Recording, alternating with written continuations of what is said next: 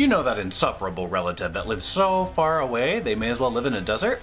Add some incredibly violent tendencies and you've got yourself a blue dragon. Blue dragons are broken up into 4 growth periods. As a wormling, blue dragons aren't much of a threat. They're challenge level 3, medium-sized, and only boast 52 average hit points. Their armor is 17, which can make fighting one a little tricky for low-level parties, but if your players knock it around, just make it fly away. It can fly at 60 feet, which is 120 using dash, and it will quickly outdistance most attacks when low on health.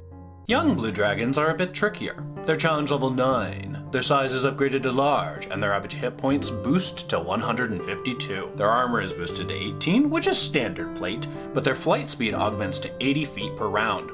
Young blue dragons also get a multi-attack, which allows them 3 attacks.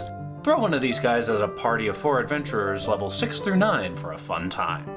Adult blue dragons start to get pretty mean, apart from their lawful evil alignment, of course. They are challenge level 16, their size is upgraded to huge, and their average hit points are an intimidating 225. Their armor only upgrades to 19, only it says. But you should seriously stay away from adult dragons unless you have some gnarly firepower. Also, their frightful presence could force you to stay away, but that's only until they decide it's your turn to die.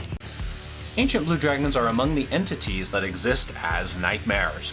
These gargantuan-sized dragons are challenge level 23 and pack a horrifying punch. In addition to frightful presence and a lightning breath that is a 120 feet by 10 feet in a line that deals 16d10 lightning damage, ancient blue dragons have a whopping 481 average hit points backed up by a natural armor class of 22. They're considered a deadly challenge for a party of 4 adventurers up to level 19, but are downgraded to a hard challenge for a party of 4 at level 20.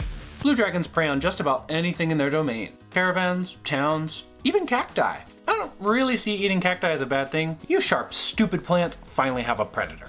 Take that! Blue dragons have a special hatred for brass dragons, and it's not because brass dragons are talkative terries. No, it's all about that territory. Brass dragons also happen to love desert climates, which can often set the stage for some fatal showdowns. Just like those insufferable relatives, blue dragons hate being called weak or inferior. That insult comes out of your mouth and you better believe that you're gonna have a burrowing murder torpedo headed straight for you.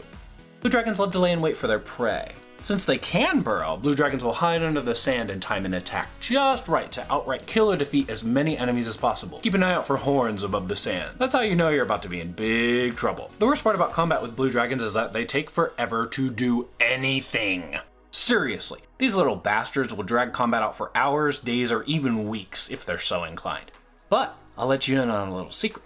While blue dragon's flying out of range to wait on its breath to recharge, make insulting gestures and do the chicken dance. I guarantee it'll land for at least 1 round, or part of a round. Close enough that it'll hit you and you might get to hit it back.